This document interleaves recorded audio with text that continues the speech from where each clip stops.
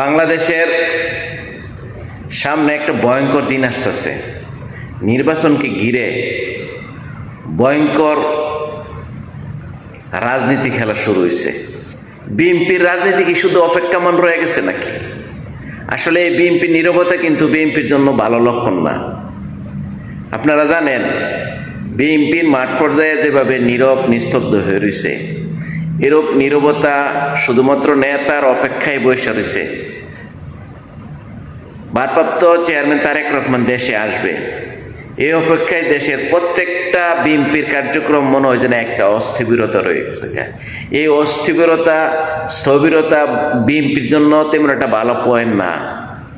কারণ যার যার অবস্থান থেকে সে যদি কার্যক্রম না চালায়, ভারপ্রাপ্ত চেয়ারম্যান 25 তারিখ আসবে, 25 তারিখের অপেক্ষায় বিএনপি যেন একদম নীরব। আপনারা জানেন, ওসমান হাদির মৃত্যুর পর বাংলাদেশে যে মব সৃষ্টি হয়েছে, যেভাবে মব তৈরি হয়েছে, এখানে কিন্তু বিএনপির কথা ছিল মবের বিপক্ষে দাঁড়ানো, মব সৃষ্টিকারীকে প্রতিহত করার দরকার ছিল। কিন্তু বিএনপি শুধু বিবৃতি আর অনলাইনে তীব্র নিন্দার মাধ্যমে কিন্তু সীমাবদ্ধ রয়েছে। এই যেভাবে প্রথম আলো, ডেইলি স্টার অফিস দুর্বৃত্তরা হামলা করছে, এই মব সৃষ্টিকারীর বিপক্ষে যদি কাজ করত তো বিএনপি আরও প্রিয় হইতো। মনে হয় বিএনপির দলটা একদম ঠান্ডা হয়ে রয়েছে, অপেক্ষায় আছে নেতা আসবে, বিএনপি উজ্জীবিত হবে।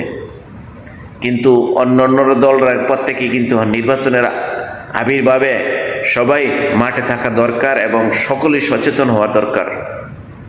অনুরোধ করব, বিএনপি যারা এখনও বয়সে রয়েছেন যে নমিনেশন আসবে, নমিনেশন আর হবে না, এটা একটা পরিকল্পনা হইতে পারে, তাদেরকে একটা আশ্বাস দিছে যে পরিবর্তন করবে। তো করবেটা কখন? নমিনেশনের শেষ 25 তারিখ দেশে আসবে লিডার, 25, 26, 27, 2 দিন 3 দিন রেস্ট করবে, মাকে দেখবে, সম্বর্ধনা নেবে, মানুষের সাথে আলোচনা করবে। তারপরে তো প্রত্যাহারের শেষ সময় আসছে।